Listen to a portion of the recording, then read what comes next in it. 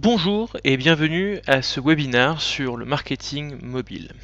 Tout d'abord, pourquoi avoir une stratégie mobile? Aujourd'hui, sous l'angle de la population au niveau mondial, les personnes naviguant sur Internet avec un smartphone ont dépassé, depuis le début 2013, les internautes naviguant sur un desktop.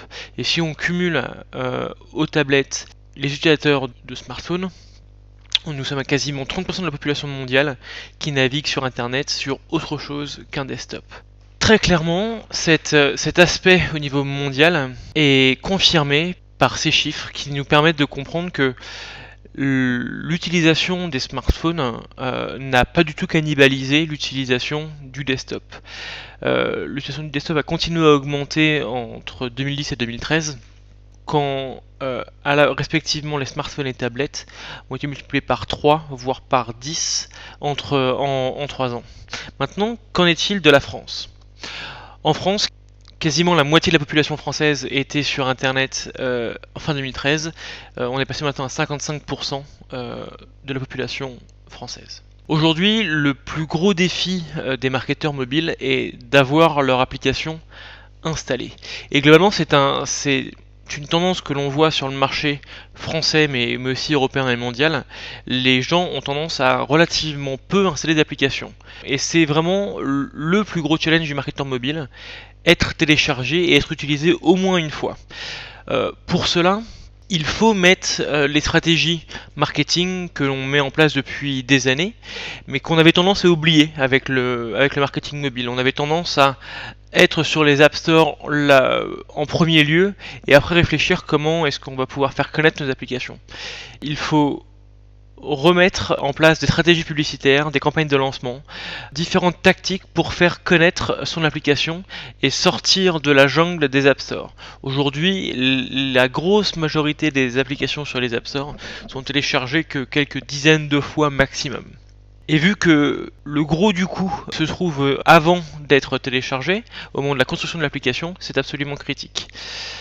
Le second challenge des marketeurs d'applications mobiles est maintenant d'être utilisé et de ne pas être supprimé.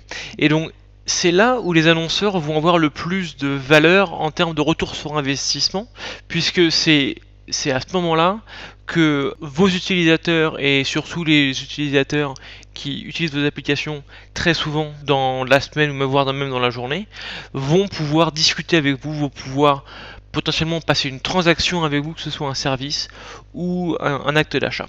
Et donc c'est là qu'Adobe peut vous aider. Adobe peut vous aider de manière, comme on l'a fait depuis des décennies sur le desktop, en combinant la puissance créative de vos designers avec des outils comme Photoshop, InDesign, Illustrator par exemple, et combiner à cette créativité les données récoltées, les données utilisées par le marketeur pour pouvoir maximiser, optimiser la pertinence et l'impact de ces créations. Comment est-ce que cela s'applique dans le monde Adobe? Adobe a deux solutions, deux clouds, à la fois le Creative Cloud et le Marketing Cloud. Et spécifiquement, cela va se décliner au niveau mobile sous 4 formes. Pour créer ces applications mobiles, on aura 4 étapes. À la fois la création et la gestion des applications mobiles. Et ensuite, comment est-ce que vous allez pouvoir optimiser et analyser ces applications mobiles. Quand on parle de création et de gestion d'applications mobiles, il y a deux familles, deux approches. À la fois la création de sites web en mobilité, en utilisant soit du responsive design ou d'autres techniques pour optimiser l'expérience de vos internautes en mobilité. Et la seconde solution est en fait de se reposer sur les mêmes technologies que le web, se reposer sur les technologies HTML5 et d'utiliser ces technologies, ce code, ces contenus, pour créer non pas un site web uniquement, mais aussi une application installable sur le terminal de votre internaute. Et ce, quel que soit son type de terminal, que ce soit sur iOS, sur Android, sur Windows Phone, BlackBerry ou d'autres systèmes d'exploitation plus exotiques dans les différentes régions du globe. Une fois que votre application est créée, vous allez devoir utiliser les différents assets digitaux que vous allez utiliser des images, des vidéos, potentiellement aussi du contenu, ajouter une vue, et l'utiliser dans vos applications. Aujourd'hui, il est possible de dissocier le contenu de vos applications mobiles du conteneur. Quand je parle de conteneur, je parle de l'application en elle-même. Vous êtes capable, avec les technologies Adobe, de pousser une mise à jour de votre contenu, d'une page, d'une vue, sans passer par le process de mise à jour de l'application entière via les App Store, via Google, via Apple. Vous devez avoir cette agilité en tant que marketeur de pouvoir modifier votre application aussi rapidement que vous le souhaitez et de manière beaucoup plus agile que vous faites actuellement. Et c'est ce dont on va parler et que je vais vous montrer tout de suite. Donc ici vous êtes dans AEM orienté gestion d'application, dans lequel vous avez le dashboard qui résume l'utilisation et votre application. Et je vais vous montrer à quoi ressemble l'application. Donc c'est une application orientée e-commerce, orientée navigation, catalogue, produits, dans lequel j'ai une fonctionnalité de review, de commentaires au sein de mon application. Je me suis rendu compte, un de mes analystes m'a prévenu que ma page de commentaires était vide, était bizarrement vide. Alors que j'ai deux pages, comme vous le voyez en dessous, Now is the winter, etc. Donc je vais éditer ma vue commentaire. Effectivement, ma vue commentaire ici ne contient que le menu en haut et un lorem ipsum. Donc très clairement, il manque un menu de navigation pour atteindre les deux sous-pages, les deux sous-vues que j'ai vues précédemment au sein d'AEM. Donc là, voilà, j'ai rajouté mon menu. Automatiquement, les deux pages qui sont en dessous ont été ajoutées. J'ai aussi besoin de rajouter une image en haut de ma vue. Image que je suis en train de drag and dropper et que je vais maintenant redimensionner pour être un peu mieux visible au niveau de l'application. À ce moment-là, je n'ai toujours pas publié ma modification, je l'ai juste modifiée au sein de mon back-office. Vous voyez que au sein de mon simulateur iOS, aucune modification n'est à signaler. Je vais maintenant donc au sein de mon centre de contrôle, je vois que au niveau de mon application, un contenu est en cours de publication. Donc je vais donc pousser cette mise à jour en pré-production, déjà, pour pouvoir potentiellement tester et agréger plusieurs modifications faites par des collègues. Et là, dans l'exemple, je vais donc pousser en production. Et donc là, de manière manuelle, c'était un choix fonctionnel, vous voyez qu'une mise à jour est disponible. Souhaitez-vous l'installer? Cette mise à jour peut être faite de manière silencieuse aussi si vous le souhaitez et si vous le construisez ainsi au sein de l'application. Et maintenant, quand j'arrive dans le menu Review, vous voyez que les modifications que j'ai faites au sein d'AEM App sont disponibles pour mes internautes.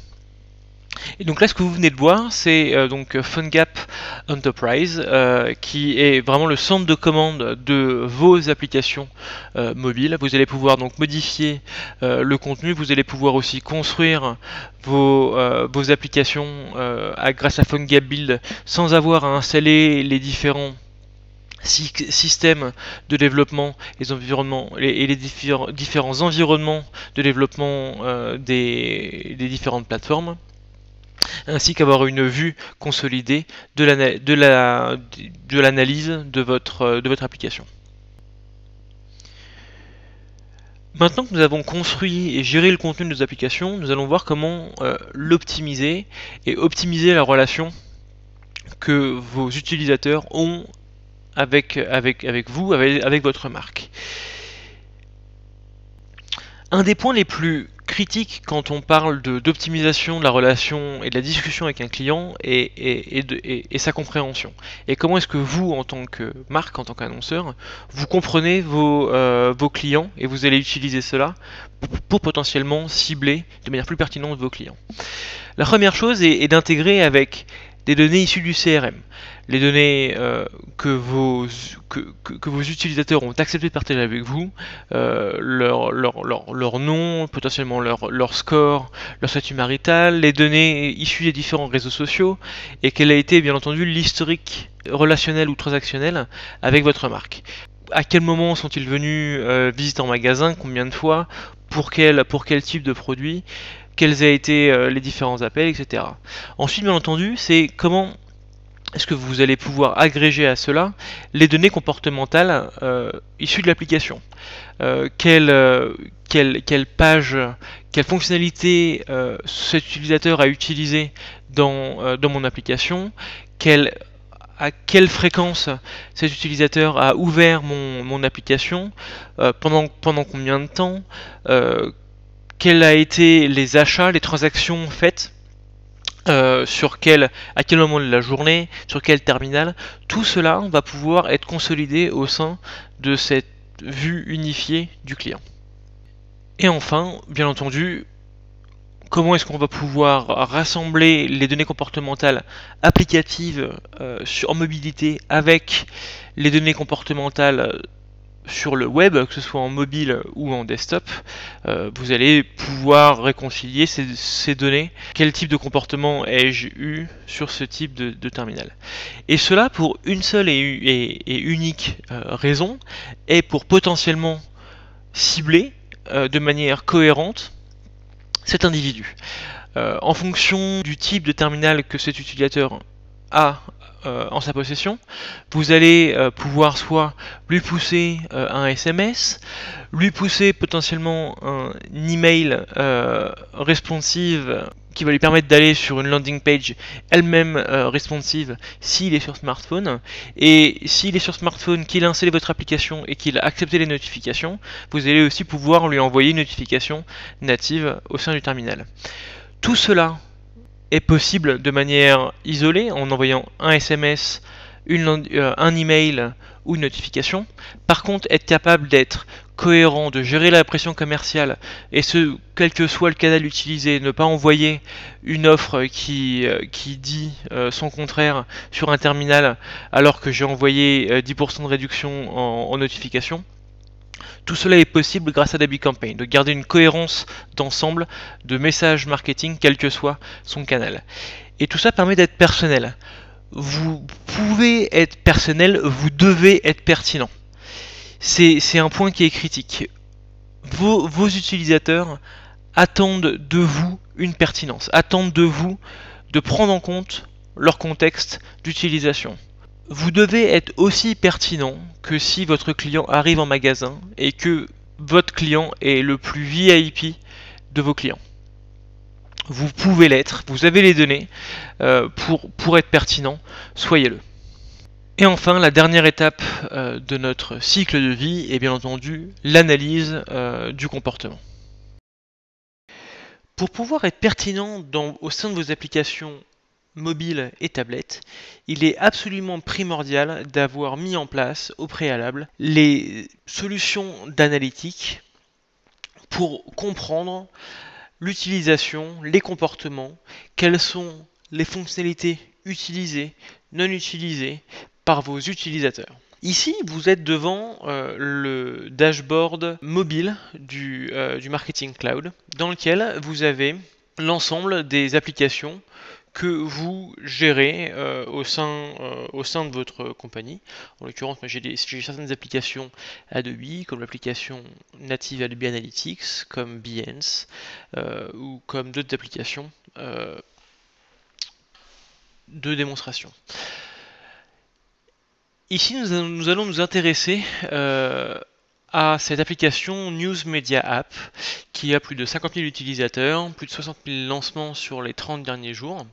Voici à quoi ressemble le premier dashboard, le dashboard des indicateurs de performance, qui est bien entendu paramétrable. Vous allez voir très rapidement quel est le nombre et quelles sont les tendances des utilisateurs, de lancement, de premier lancement, le nombre de crash, le taux de crash et différentes informations qui peuvent ensuite être vues dans le détail. Ce qui va nous intéresser particulièrement est ce qu'on appelle l'analyse de chemin. En fait, donc tous nos visiteurs, tous nos utilisateurs de l'application passe par la première vue qui a été nommée comme entry, et ensuite vous voyez que en gros il y a 4 chemins possibles suivant l'entry, à la fois donc welcome, navigation, crash apology and catalog world news. Cliquer sur la vue welcome, étendre cette vue welcome pour comprendre ce qu'il se passe. Ensuite, une fois qu'on a cliqué sur Welcome, donc vous voyez que on a été donc sur navigation, que certains ont été sur login. Une fois le login passé, on va pouvoir a priori revenir sur navigation. Après navigation, après le login, sur quel type de catalogue nous sommes allés. Et en fait, vous allez donc pouvoir analyser comme ça toutes les étapes potentielles de cheminement entre les différentes vues. Bien entendu, à tout moment, vous allez pouvoir ajouter un filtre à cette vue en disant voilà, là par exemple, je vais pouvoir voir sur tous mes visiteurs ceux qui sont arrivés depuis un email par exemple. Je mets à jour et vous allez voir que tous les chiffres vont se mettre à jour, que les différents chemins vont changer. Et ça, donc vous pouvez appliquer tous les filtres que vous pouvez imaginer, chercher quel est ce cheminement uniquement sur les iPad mini, sur SFR par exemple. Vous allez pouvoir croiser toutes les différentes données et tous les différents dashboards que vous allez voir. Ensuite, un autre point intéressant est de comprendre la répartition des différentes technologies, technologies utilisées par les utilisateurs. Là, on voit qu'on a à peu près donc 55 000 utilisateurs, et que la première boucle du cercle est en fait le type de terminal. Donc, est-ce que je suis sur un téléphone mobile, une tablette ou un media player ? Vous pouvez en fait donc choisir les différentes catégories. Le second rayon du cercle sont les noms des terminaux utilisés. Et en fait, vous allez pouvoir comme ça choisir. Donc, par exemple, je vais prendre les utilisateurs d'iPhone 4, par exemple, et regarder sur cette audience, donc qui représente 26% des utilisateurs, je vais pouvoir appliquer une seconde métrique que sont par exemple les lancements. Et vous voyez que au niveau des lancements, donc pas uniquement au niveau des utilisateurs, mais au niveau aussi des lancements, l'iPhone 4 est clairement sur cette application le terminal qui amène le plus de lancements de l'application. Et vous allez pouvoir comme ça ajouter différentes applications. Vous allez pouvoir appliquer différentes métriques, que ce soit primaires ou secondaires, pour identifier exactement une audience spécifique, soit pour envoyer un message dans l'application, créer un segment qui va être utilisé pour faire du géotargeting. Nous avons donc vu tout le cycle de vie d'une application mobile, de sa création à sa gestion, jusqu'à son analyse. Et tout ceci peut être fait tout en partie avec les technologies Adobe et particulièrement les technologies du Marketing Cloud. Donc je tenais à vous remercier d'avoir assisté à ce webinar.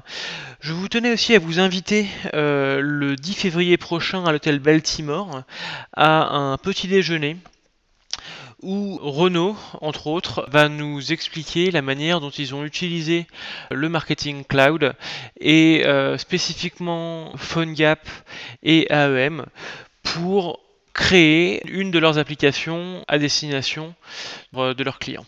Ce sera le 10 février 2015 à l'hôtel Baltimore, avenue Kléber. Merci beaucoup et à très bientôt.